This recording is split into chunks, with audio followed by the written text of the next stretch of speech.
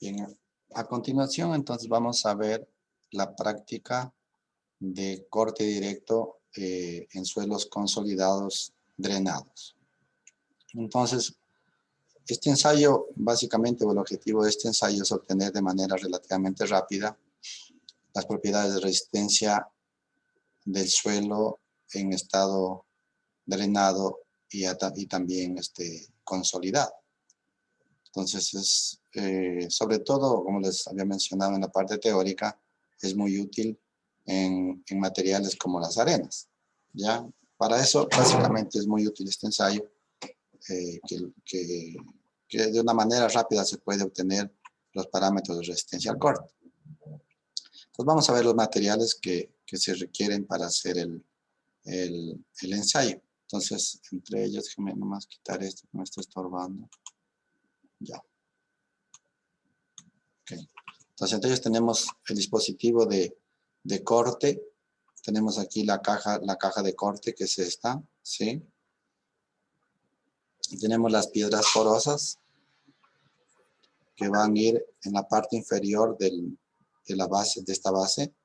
Y sobre va la piedra porosa, encima va la muestra, y sobre la muestra va la otra piedra porosa.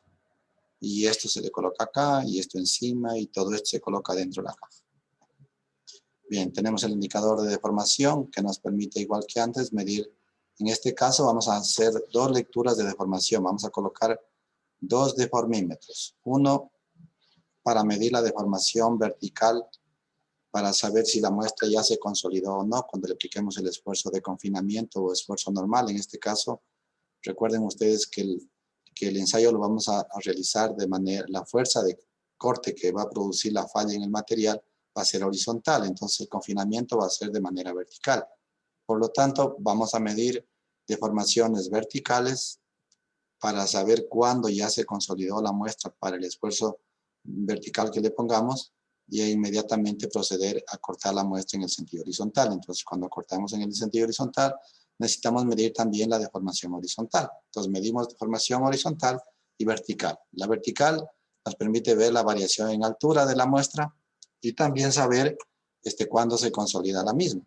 En cambio, la horizontal nos permite obtener la deformación unitaria para poder realizar el gráfico esfuerzo-deformación unitaria con el cual obtener los parámetros del gráfico esfuerzo de corte versus deformación unitaria por corte.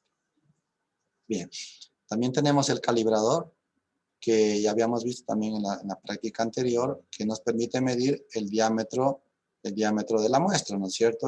Normalmente se hace 3 lecturas de diámetro y 3 lecturas en altura. Eso siempre es importante para sacar el promedio. Y la balanza, pues, que también ya habíamos visto, que nos permite determinar el peso de la muestra, ¿no es cierto? Y con el volumen podemos calcular ya el peso unitario del material y también el contenido de humedad inicial de la muestra y el contenido de humedad final de esa muestra. ¿Ya? Eso es importante, porque también con ello podemos luego verificar la saturación de la muestra. Y el dispositivo de carga, pues, que es este de aquí, el aparato de corte directo, donde bueno, aquí no se ve muy bien, pero bueno, ya en la siguiente diapositiva ya lo voy a explicar mejor, pero este es el equipo para llevar a cabo la rotura del material. Entonces, básicamente son los materiales que se emplean para llevar adelante el ensayo de corte directo. Y aquí está más clara la fotografía, donde podemos ver claramente el equipo de corte directo. Esto, si ustedes ven este marco que está aquí, se afloja esto, se levanta y se le coloca a este lado. Entonces se arma la caja afuera que ya vimos, viene, se la coloca adentro, y una vez que ya está colocado el dispositivo y todo lo demás, pues se levanta esto, viene acá y se le pone de manera vertical. Aquí obviamente se le coloca el deformímetro para hacer lecturas verticales. Y una vez que ya se ha colocado el deformímetro aquí, se inunda de agua la caja de corte, dando la muestra allá adentro, se inunda de agua para provocar la saturación completa del material. Y una vez que ya está colocado el agua, está saturada la muestra, se deja pues, un tiempo prudente para ello. Luego se coloca la carga vertical. Entonces se ensayan 3 probetas. Normalmente, pues, lo que te recomiendo la norma, salvo mejor criterio o requerimiento del cliente que se cambien los esfuerzos, se suele poner 50 kilopascales a la primera muestra en el sentido vertical, 50 kilopascales a la segunda muestra perdón, 100 a la segunda muestra y 200 kilopascales a la tercera muestra. Ese esfuerzo es esfuerzo normal, ¿ya? Entonces, el deformímetro que lo vamos a colocar aquí, este nos va a estar midiendo esa deformación. Cuando le apliquemos la carga abajo, donde vamos a colocar en la parte de abajo la carga, entonces el rato que soltemos esa carga aquí, va a comenzar a deformarse la muestra verticalmente. Entonces, este deformímetro de aquí va a comenzar a hacer lecturas de deformación. Cuando ya decimos que la muestra se ha consolidado, cuando el deformímetro pues ya se estabilizó, ya el dial del deformímetro permanece constante o 2 lecturas sucesivas ya están, ya no se mueve el deformímetro. En ese instante ya se ha producido la consolidación del suelo para el esfuerzo normal. Entonces, ahí procederíamos a cortar la muestra y empezaríamos a aplicar la fuerza en el sentido horizontal. Entonces, al aplicar en el sentido horizontal, también tenemos que poner un deformímetro para medir la deformación, en cambio, en esta dirección.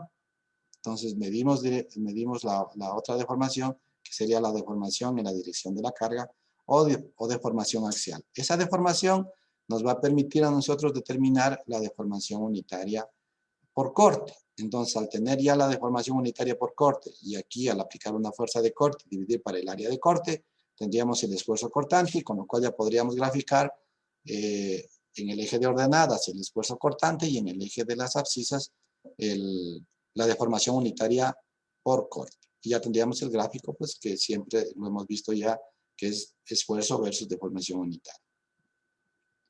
Ok, básicamente ese es el procedimiento del ensayo. Bueno, entonces por aquí están algunas cosas adicionales que les voy explicando poco a poco. Entonces el tamaño de las muestras, cuando se utiliza una base circular, el diámetro es de 50 milímetros. O también hay la otra alternativa que puede ser cuadrada, que es de 50 milímetros, que es la que hay en la universidad. Puede ser cuadrada de 50 por 50. Y la altura es la mitad. ¿Sí? Normalmente es la mitad, entonces hablamos de 2,5, una pulgada prácticamente de altura y 2 pulgadas de 2 pulgadas de diámetro y 1 pulgada en altura. Básicamente es el diámetro. Y si es que es cuadrada, sería de 50 por 50. ¿Ya? Si es que es cuadrada. Entonces en la universidad, como les digo, tienen la caja de corte que es cuadrada. Las muestras pueden ser, así como habíamos visto antes, intactas, remoldeadas o reconstituidas. Eso pues ya no tiene mucho sentido volver a repetir, pues en función del requerimiento del cliente o también de la muestra que venga de campo, ¿no es cierto? Pues uno puede hacer de la muestra no alterada y si no, pues toca ir al campo y obtener el peso unitario en el sitio del material para luego llevar a la muestra al laboratorio y remoldearla en el laboratorio. Entonces, a veces en el campo se suele tomar o determinar la densidad del material haciendo el cono y arena. Con el cono y arena se puede obtener el peso unitario del material. Y se determina también la humedad del material. Entonces, con la humedad y la densidad, uno puede, pues, en el laboratorio reproducir ese peso unitario y la humedad y compactar el suelo a esa densidad y a esa humedad y someter al corte a esas muestras. ¿Ya? Bien, entonces aquí tenemos nosotros el equipo de corte directo y un video para que ustedes vean cómo se hace el ensayo.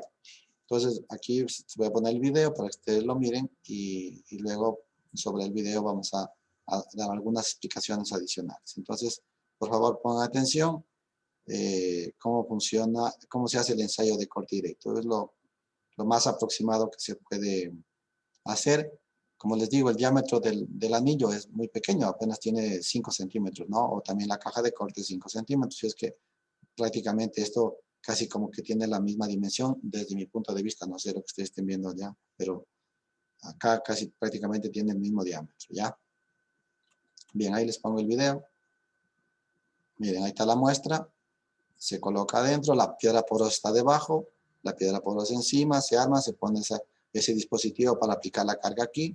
Luego se coloca dentro de la caja. Una vez que ya está dentro de la caja, se llena de agua para saturar la muestra. Una vez que está lleno de agua ahí, se coloca acá el peso para producir el primer esfuerzo, que podría ser 50 kilonewtones para la primera muestra. Cuando esto se ha consolidado, se somete a corte. Cuando ya se ha consolidado, se somete a corte. Entonces miren aquí cómo se va a producir el corte. La una se va a mover con respecto a la de arriba, la de abajo se va a mover. Miren bien cómo se está moviendo.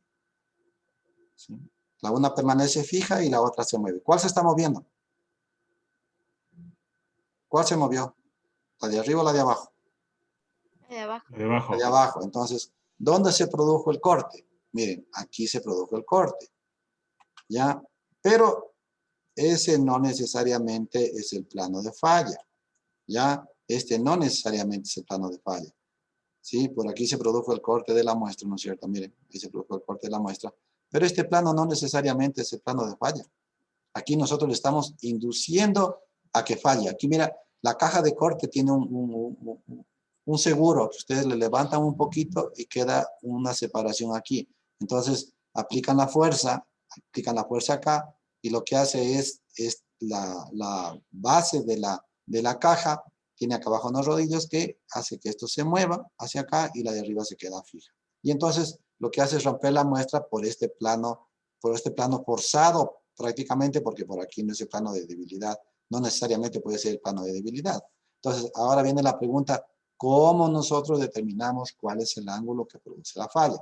Es la diferencia de este ensayo con respecto a un ensayo de compresión simple o corte triaxial, ¿no es cierto? En el corte triaxial, nosotros, en la explicación que vimos en clase, aplicábamos los esfuerzos de confinamiento, ¿no es cierto? Estos esfuerzos de confinamiento eran en todas las direcciones, ¿verdad? Sigma 3, ¿ya? Sigma 3, ¿no es cierto? Sigma 3. Y arriba también aplicábamos el sigma 3. Y luego, obviamente, le llevábamos a la muestra, a la rotura, ¿no es cierto? Aplicando un esfuerzo desviador. Aplicábamos un esfuerzo desviador para producir la rotura en el material. Este esfuerzo desviador sumado al sigma 3, al esfuerzo de confinamiento, pues nos daba el sigma 1, ¿verdad? Entonces ya en la práctica, ¿no es cierto? ¿Qué es lo que realmente tenemos nosotros? Es el sigma 1, ¿sí? El sigma 1 y el sigma 3, ¿verdad? Perdón. El sigma 3, sigma 3, sigma 3.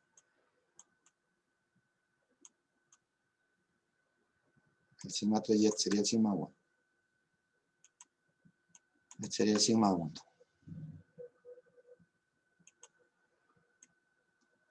Y con lo cual, nosotros podemos dibujar, ¿no es cierto?, los círculos de Moore. ¿Sí? Podemos aquí dibujar, aquí el sigma 3, ¿no es cierto? Y acá el sigma 1. Y aquí dibujamos el cortante y acá el esfuerzo normal. Entonces ahora, miren acá la diferencia en el ensayo de corte directo. Entonces miren, aquí en el ensayo de compresión triaxial o en el de corte directo, este ángulo, ¿cuál es ese ángulo? ¿Cuál es ese ángulo? ¿Cómo se llama ese ángulo? Ya no se acuerdan. ¿Cómo se llama este ángulo? ¿Qué simbología tiene este ángulo? Delta. ¿Ah? Sí. No es teta, Inge.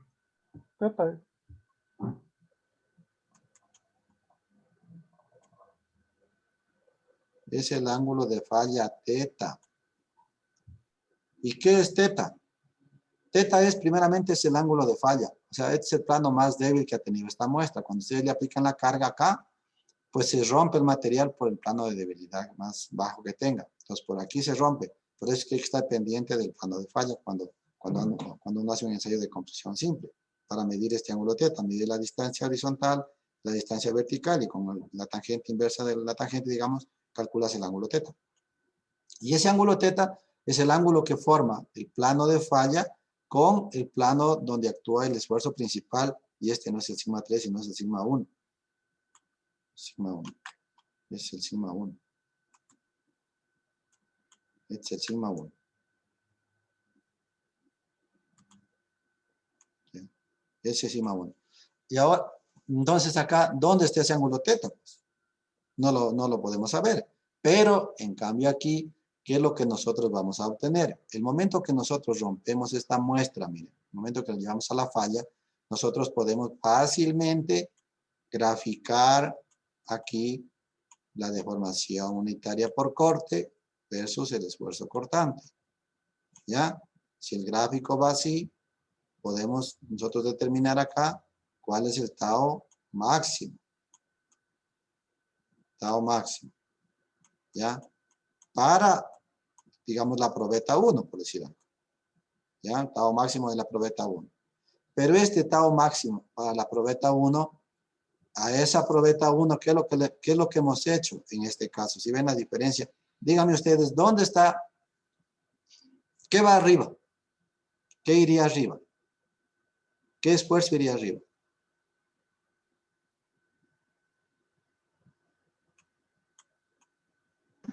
El normal. El normal, pues. ¿Y el cortante? Estamos aplicando aquí. Es el que se está aplicando. ¿Ya? Entonces, cuando ustedes grafiquen este punto de corte va a tener, este punto de corte va a tener de coordenadas, ¿no es cierto? Ese punto de corte va a tener de coordenadas el esfuerzo normal versus, ¿qué cosa? El tau máximo 1. Tau máximo sería la primera muestra. Si rompes la segunda muestra, por aquí estaría otro punto con el sigma 2, este sería el sigma 1, con el sigma normal 2 y tau máximo 2, y una tercera muestra tendría el sigma 3 y un tau máximo 3. Entonces trazan ustedes una línea que se ajuste a esos puntos y ya puedes determinar qué cosa. El ángulo phi. ¿Sí? Ustedes ya saben que conociendo el ángulo phi, pueden determinar el ángulo teta. ¿Y teta qué era igual? A 45 más Phi medio. phi medio. Entonces, conociendo el ángulo phi, calculas el ángulo teta. Y ya teniendo el ángulo teta, ya ahí si vienes acá y dices, a ver, vamos a ver por aquí. Ahora, este ángulo no te va a dar nunca te va a dar el ángulo teta nunca va a ser por aquí. Ya, porque siempre va a partir de 45 grados, ¿sí ven? Entonces, ¿dónde va a estar ese ángulo teta? Entonces, si yo lo dibujo de aquí a partir de este plano de falla, ese ángulo teta va a estar ahí. Este va a ser el ángulo teta. Y si yo hago de aquí a 90 grados,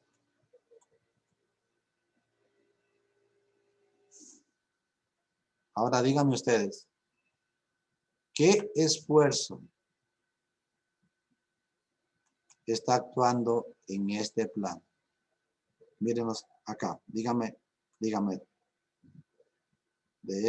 cuáles son. El sigma 1, ¿dónde está? Y el sigma 3, ¿dónde está? Dígame, ¿cuál esfuerzo actúa aquí? El sigma 1. Muy bien, muy bien. ¿Por qué? Porque el ángulo teta es el ángulo que forma el plano de falla con el sigma 1. Entonces aquí estaría el sigma 1.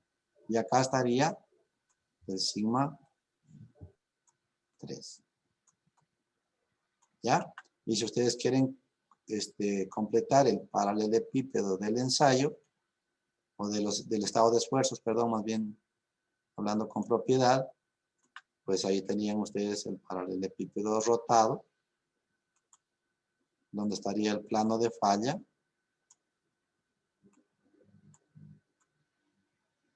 ¿Ya?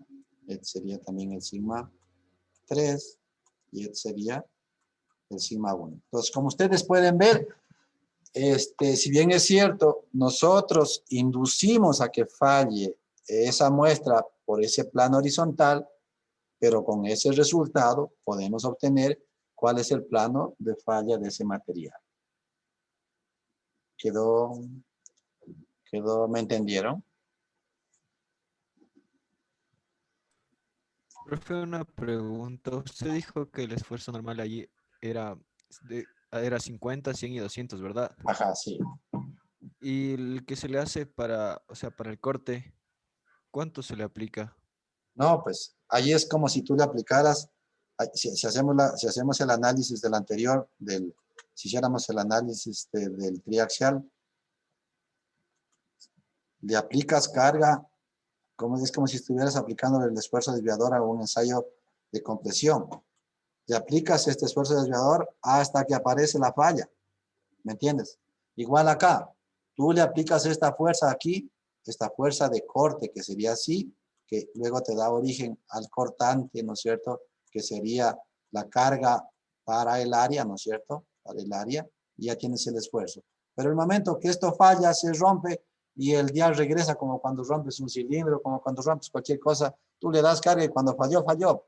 Hasta ahí nomás avanzó la carga y luego regresa el dial, porque ya no tiene resistencia el material, se rompió la fricción entre las partículas y se va, como se dice, en banda y ya no carga nada más y más bien el dial comienza a regresar, si es que esa es la pregunta. Si es que es la pregunta que me hiciste. Sí, sí, profe. Sí, o sea, no, tú le das carga hasta que rompe el material.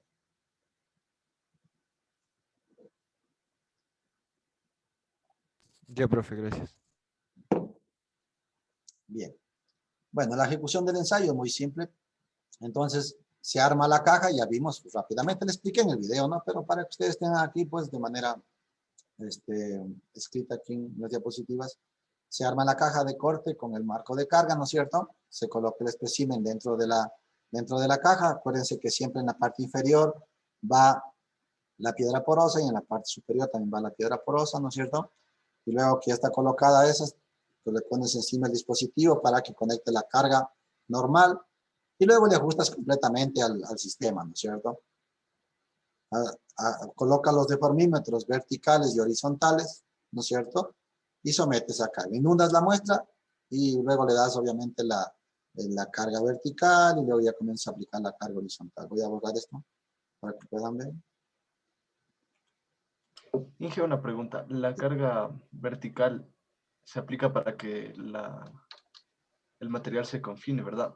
Claro, porque acuérdate que siempre el suelo siempre está confinado en su estado natural.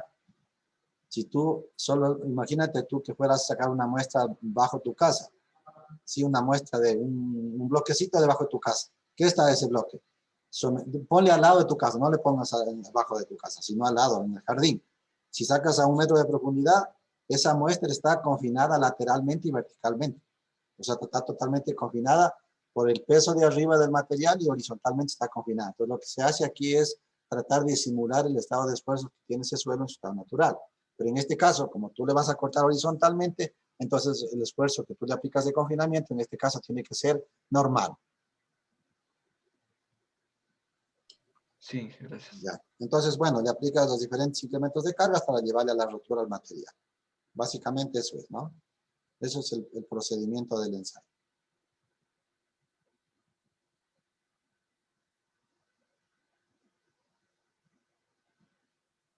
Listo, entonces, con los resultados ya del ensayo, ustedes hacen una tabla calculando los esfuerzos, ¿no es cierto? Y las deformaciones unitarias, porque lo que les da es carga, se divide en área, pues ya tienen las fórmulas en el manual.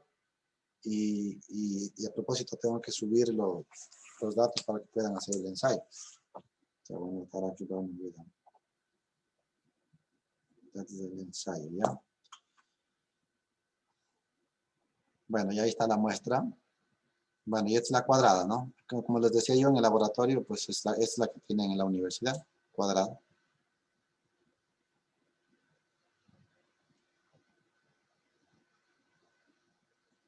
Bien, entonces con los resultados obtenidos del ensayo, ustedes van a realizar básicamente un gráfico esfuerzo cortante versus deformación unitaria, pero en este gráfico ustedes van a obtener 3 probetas. O sea, voy a dibujar aquí sobre lo que está ahí, porque ahí están básicamente 2 tipos de materiales. Lo que está ahí dibujado son 2 tipos de materiales, ¿sí ven? El rojo es para una arena densa y la línea de color o la trayectoria de color azul es para una arena suelta.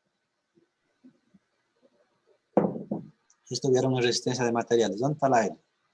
Ustedes para calcular la deformación por corte, ¿no es cierto? Si vieron esto en resistencia. Era igual al cortante multiplicado por la longitud y dividido para el área por el módulo de corte. Esto es deformación por corte. Y cuando quieres calcular la deformación de una muestra sometida a una carga axial, era en cambio igual a ¿qué? A la carga P multiplicado por la longitud y dividido para el área y por el módulo de elasticidad. ¿Cierto? Entonces, ¿esto a qué corresponde? Corresponde a esta muestra. ¿Estás calculando qué cosa? Esta deformación. ¿Aquí qué estás calculando? Aquí estás calculando esta deformación. Esta deformación. A ver, ¿dónde está la deformación? ¿Dónde está la longitud? Esta es la deformación. ¿Dónde está esta longitud? ¿Quién me dice?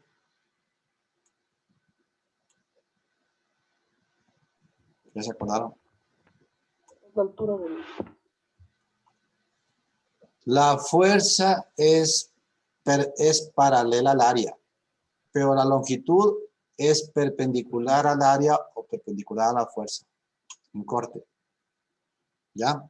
Entonces aquí ustedes calculan el módulo de corte donde existe proporcionalidad. Entonces, en cualquier punto que ustedes quieran obtener este módulo, mientras estén en el tramo recto, ¿sí? Donde guarde proporcionalidad el gráfico esfuerzo versus deformación unitaria, este módulo va a ser ¿qué cosa? Constante, pero ¿para qué? Voy a quitarlo. ¿Constante para qué? Para esa curva. ¿Qué pasa si es que ensayamos otra curva? ¿Qué pasa con el módulo? Va a cambiar. Va a cambiar. Entonces, este va a ser constante. Le voy a poner el color ahí para que no se olvide. Constante, pero para ese gráfico. Porque si supongamos que este es el gráfico de 50 kilopascales, de la muestra de 50 kilopascales. Y yo hago el de 100. Entonces el de 100 obviamente va a estar más arriba, ¿no es cierto? Y va a venir por acá. Pero el módulo me va a cambiar. Entonces el módulo no es una constante del material. Son magnitudes que describen el comportamiento del material de una manera aproximada. Eso es el módulo en suelos. Tanto el módulo de corte como el módulo de elasticidad. Son magnitudes que describen el comportamiento del material de una manera aproximada. ¿Ya? ¿Sí me entendieron esto? Y aquí obtienen entonces, ¿qué cosa? El tau máximo.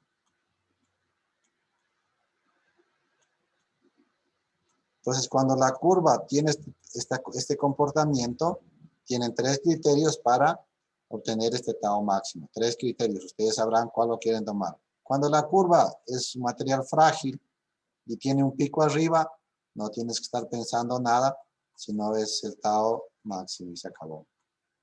¿Ya? Y el otro, el criterio de deformación elástica. ¿Ya? Entonces, la deformación unitaria máxima elástica alcanzado por el esfuerzo desviador de materiales dúctiles, que está alrededor del 15 al 20%. Les pregunto a ustedes, si yo retiro la carga en este punto,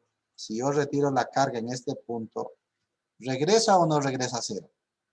Sí. Sí, Sí, regresa. sí regresa a cero. Y si yo le cargo un poco más a esa muestra, un poco más a esa muestra, el banco. Ya, supongamos que yo le cargo hasta por aquí. ¿Creen ustedes que ya no hay proporcionalidad? Porque miren la curva por donde se va, ya no hay proporcionalidad. ¿Creen que regresa a cero?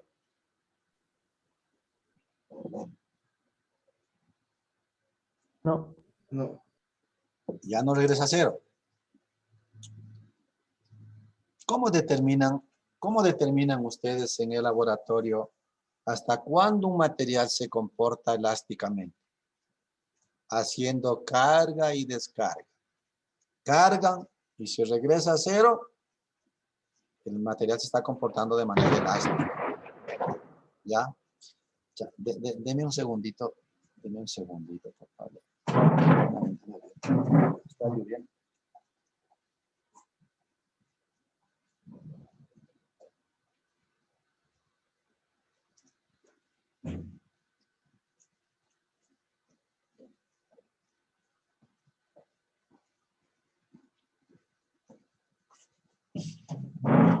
Ya, a ver. Entonces nosotros cargamos y descargamos. Entonces, si cargamos y quitamos la carga y regresa a cero, el material se está comportando de manera elástica. Y así vamos carga y descarga, carga y descarga. Va a llegar a un punto en que nos va a decir, ¿saben qué? Hasta aquí nomás. Porque si le pasas un poquito más la carga, ya no regresa a cero. Pero ese punto, ¿dónde está? Ese punto no necesariamente corresponde al límite de proporcionalidad. Puede estar, miren, por aquí. Es decir que yo puedo cargar y descargar en este punto 1 y regresar a cero. Puedo cargar en el punto 2 y descargar y regresar a cero. Pero cargo el punto 3 y ya no regresa a cero. ¿Qué quiere decir? Que más o menos en el punto 2 está el límite elástico. Entonces, si es que aquí está el límite elástico,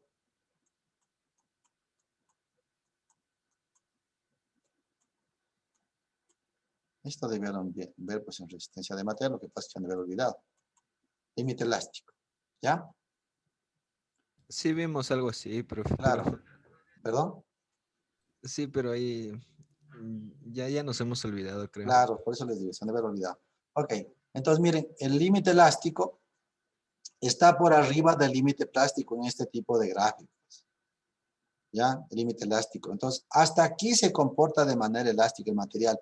Y se dice que aproximadamente esto está entre el 15 y el 20% de la deformación total. Entonces, esta es otra manera de decir, bueno, yo voy a sacar a este punto, voy a determinar yo el tau máximo. Son criterios. Son criterios. Eso, por ejemplo, en el aluminio tiene este comportamiento. Pero si fuera, por ejemplo, el acero, acuérdense ustedes que el acero dúctil o el acero ingenieril, ¿no es cierto? Ese tiene un comportamiento así. Llega a este punto, baja, se va horizontalmente y otra vez comienza a subir y otra vez comienza a bajar. Pero, pues nosotros trabajamos máximo hasta por aquí, pues, hasta este punto. ¿Por qué? Porque aquí decimos que la deformación máxima de ese material, o ya no interesa. ¿Por qué razón? Porque ya para fines prácticos esta deformación es muchísimo mayor que estas. Inclusive, esta es la deformación plástica. Esta deformación plástica supera a la de acá de 10 a 15 veces. Y esta de acá supera muchísimo más a esta. Por lo tanto, ya para fines prácticos no tiene sentido trabajar más allá. Por eso es cuando se hace un análisis de un acero dúctil, se idealiza el material como si tuviera un comportamiento así.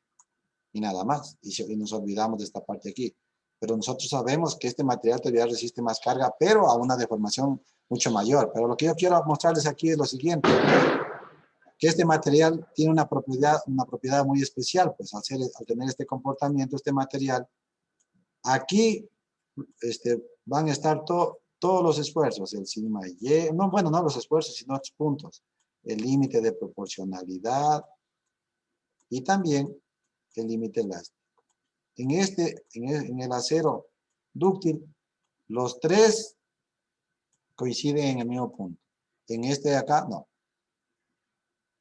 Bueno, es simplemente aclaración, ¿no? Ok. ¿Alguna pregunta? Okay, no. Bueno, ¿y qué gráficos van a obtener? La curva de esfuerzo de deformación unitaria que ya vimos. Esa que está ahí. Y el gráfico que también ya les indiqué, ¿no es cierto? de cada punto, van a tener 3 puntos. En este caso, pues aquí en el gráfico hay más, pero ustedes el rato que hagan el gráfico van a tener 3 puntos. 3 puntos, bueno, no se ve mucho ese. Cambiarlo, ¿cuál será? Tal vez el de color lila. Sí, este es mejor.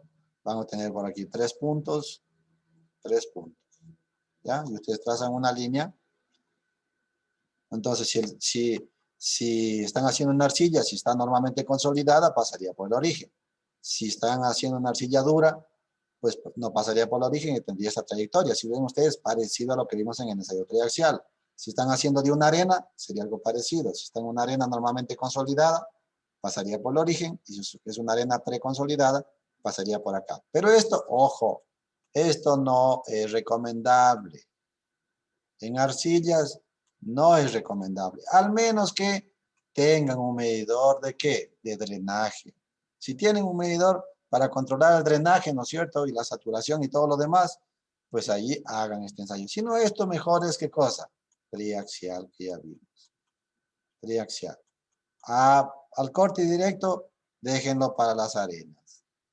¿Sí? Entonces, las arenas también pueden estar preconsolidadas o normalmente consolidadas. Entonces, si tienes ahí 3 puntos ahí que no están muy alineados, pues trazas una sola pendiente, ajustas a esos 3 puntos y viene acá.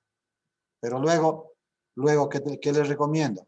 Les recomiendo que a esos puntos los ubiquen exactamente donde están. O sea, a este punto de aquí, ¿qué le corresponde? Si fuera la primera probeta, este sería 50, ¿no es cierto? El esfuerzo normal. A este de acá sería el de 100, ¿cierto?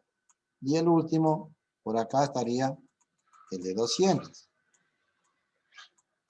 El de 200. Entonces, yo les sugiero que a este le proyecten acá y obtengan este punto en el gráfico. A este le proyecten acá y obtengan ese punto en el gráfico. A este le llegas acá y obtienen ese punto. ¿Para qué? Una vez que ustedes obtengan estos puntos acá, miren. Aquí tendrías el tau máximo 1. Acá estaría el tau máximo 2. Y acá estaría el tau máximo 3. Y si ya tienes 3 puntos, ya pueden ustedes, ¿qué cosa? Completar el informe y graficar. Si graficas este 50 con el de acá, ya tienes tú los círculos de Mohr.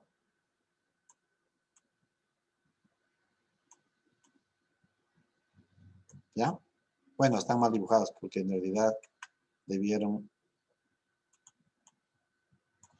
Si estoy dibujando la línea azul, debería ser así, ¿no? La línea azul estoy, ¿no? Para que coincida, ¿no? Debería ser así, ¿ya? Entonces, esos círculos deberían ser así. O sea, no tienes que hacerlo ¿con qué? Con los datos originales. ¿Por qué? Porque si haces con los datos originales, no vas a obtener esto. Entonces, tendrías que ajustar el punto, ajustar el punto, ajustar el punto. Y ahí sí, cuando hagas estos círculos, van a pasar alineados acá. Ok. ¿Preguntas? ¿No hay preguntas? Inge, tal vez podría regresarle la diapositiva, por favor. ¿Ya está? Gracias. Sí, gracias. Oigan, por donde usted está lloviendo, por aquí está lloviendo bastante fuerte. Sí, profe, por acá también empezó a llover. No, profe, por mi casa no. ¿Dónde está? ¿Dónde Es vives? que se cae el cielo, profe. Sí, Ya se En, encontró la profe. por aquí por en el norte Tambillo, está. profe. Ah, estás lejos, estás al otro El lado. Inca.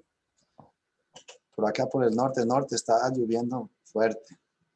Bueno, ya pasó un poquito. Ok. Bueno, ahí está. ¿Me entendieron? ¿Me entendieron, jóvenes? Sí.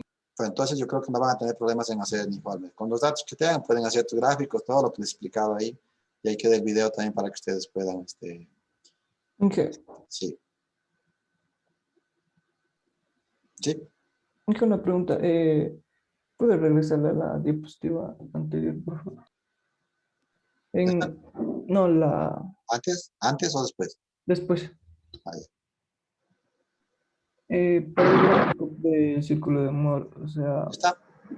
ajá, para el gráfico del círculo de Moore necesitaríamos también el sigma 3, ¿verdad? Ujú. Porque en el anterior está solo el esfuerzo máximo cortante. Sí, pero ahorita lo que vos tienes es que, mira, tú no tienes el sigma 3 aquí, pero lo calculas, pues. Ya, Inge. Mira, esto es como sacarle sombrero. No voy a decir esto porque no vale. Si tienes vos un punto, mira aquí, de dato tienes este punto y este punto.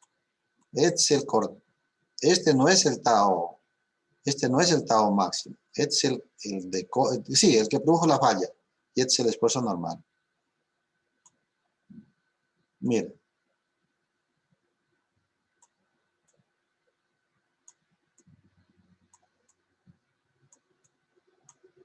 Puedes hacer un gráfico nomás, no todos.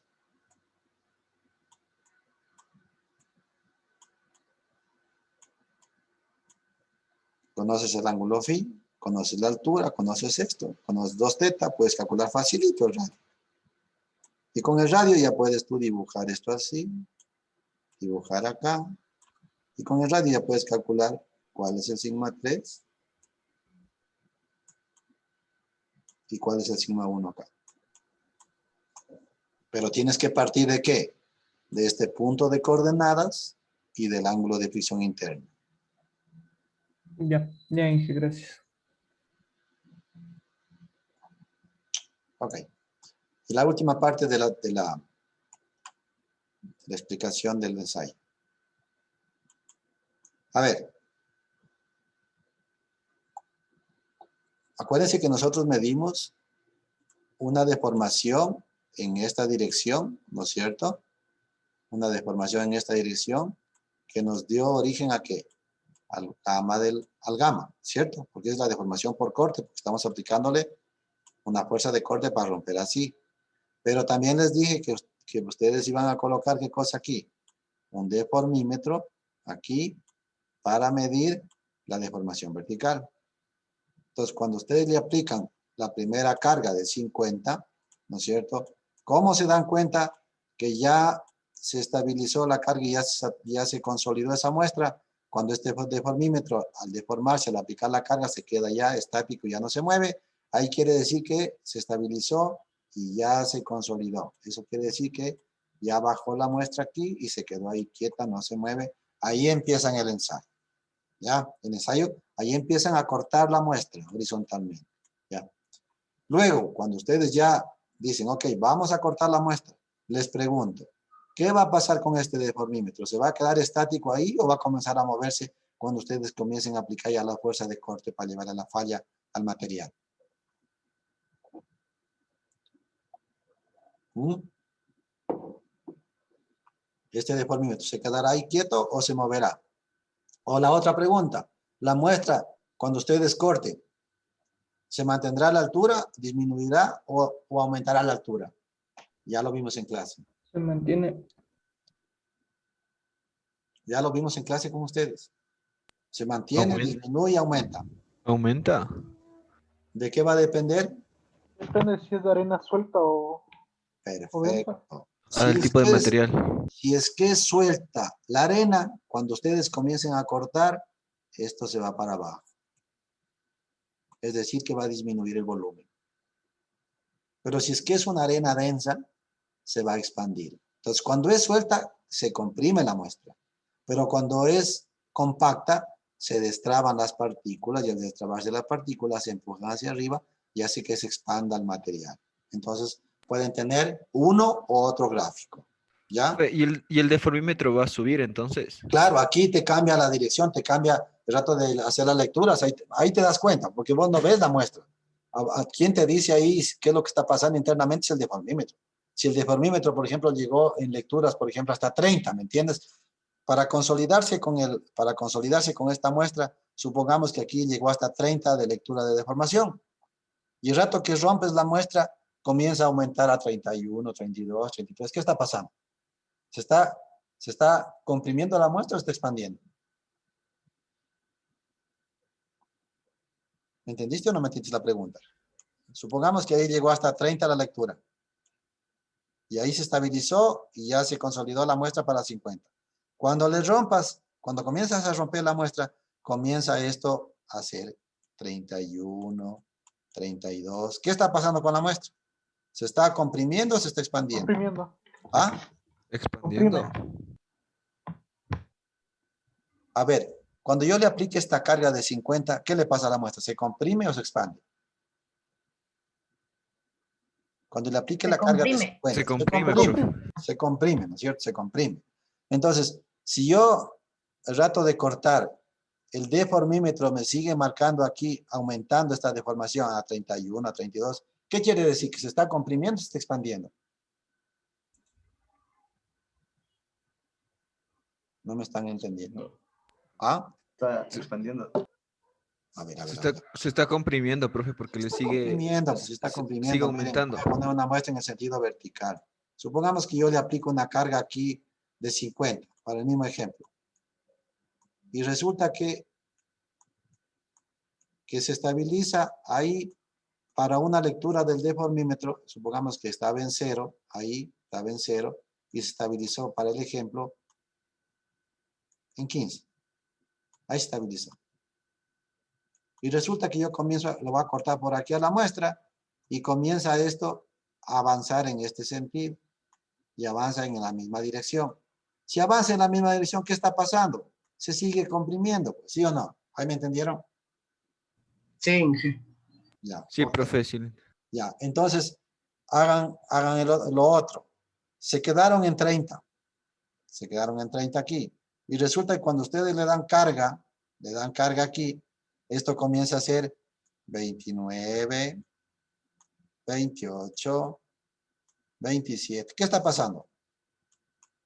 ¿Qué le está pasando a la muestra?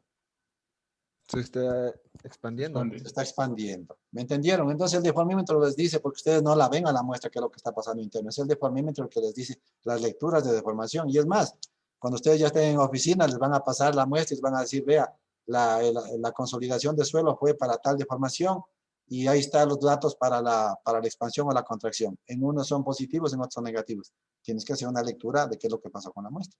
Ahora, esto también es muy interesante. ¿Por qué? Porque esto tiene que ver ¿con qué?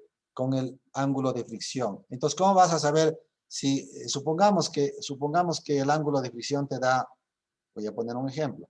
Supongamos que, a ver, déjame ver aquí que sale. Ese gráfico para ver si la muestra se expande o no. Esto ya lo vimos en clase, ya no tiene mucho sentido. Pero supongamos que aquí te da, el ángulo de fricción aquí te da 35 grados. Esto es pi. Y resulta que acá va 31, 32, se está comprimiendo. Se está comprimiendo la muestra, de acuerdo a esto, se está comprimiendo. Y tú acá vienes y haces los gráficos y tenías por aquí los puntos, por aquí un punto, por acá otro punto, y haces tú, le ajustas aquí a la muestra y haces tú la línea compensada y calculas 35 grados. Oye, esto no tiene relación. Es un material compacto. Y resulta que de acuerdo a este gráfico es un material suelto. Hay una contradicción en los dos resultados. O sea, debe haber coherencia entre ¿qué? Entre el ángulo que ustedes obtengan del ángulo de fricción interna de la muestra con respecto a la contracción o la compresión y la dilatación o expansión del material.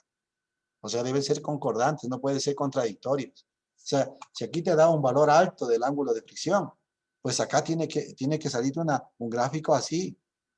Pero si aquí te da 28 grados, tiene que darte un gráfico como esto. Entonces ustedes tienen que ir al libro y ver y decir, cuando el rango está entre 33 o 34 hasta 40, te dice que ese material es muy compacto. Y cuando el rango está a menos de 30 grados, ese material está suelto en las arenas, ¿no? Entonces, como está suelto, sí tiene lógica que se esté comprimiendo la muestra. ¿Sí me entienden? Son conclusiones que ustedes deben sacar para el informe, pero más que eso son lecturas ya de interpretación bien de un resultado.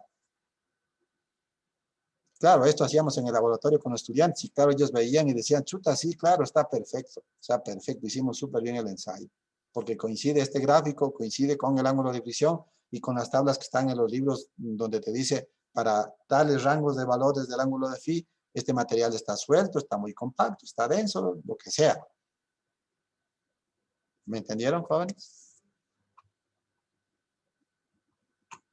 Sí, Inge. Listo. ¿Quieren hacer una captura? Pues háganlo. Profe, el deformímetro entonces empieza desde cero sin la carga, ¿verdad? Si una carga tú le pones en cero, le pones en contacto, ya ves que en medio le topas ahí, ya está en contacto. Cuando le aplicas la carga, esto va a deformarse. Ahí sí no tiene vueltas que darle porque ahí va a ser a compresión. Estás aplicando una carga vertical, va a ser de compresión.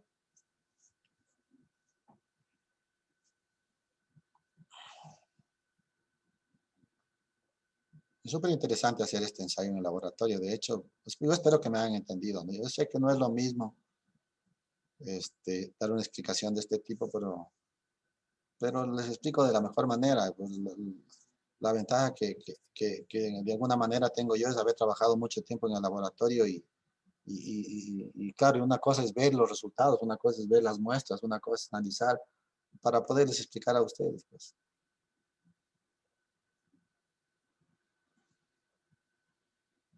Yo espero que me hayan entendido.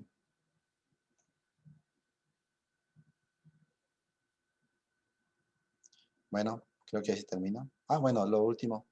Aquí están los cálculos. Bueno, si ya ahí está en el manual, por favor revisarán para calcular el esfuerzo normal, esfuerzo cortante, la relación de desplazamiento. Está ahí en el manual. Eso ya, por favor revisarán en la guía.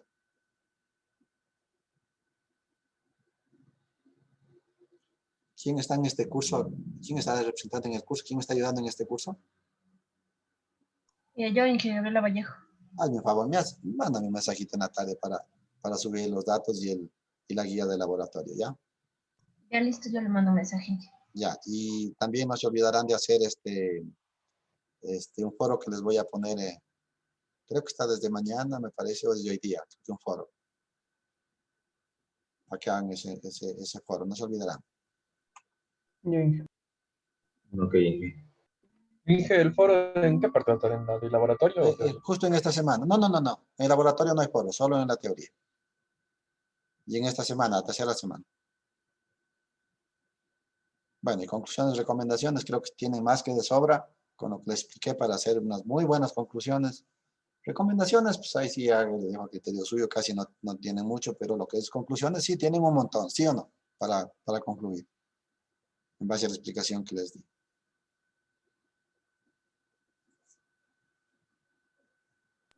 Sí, Inge.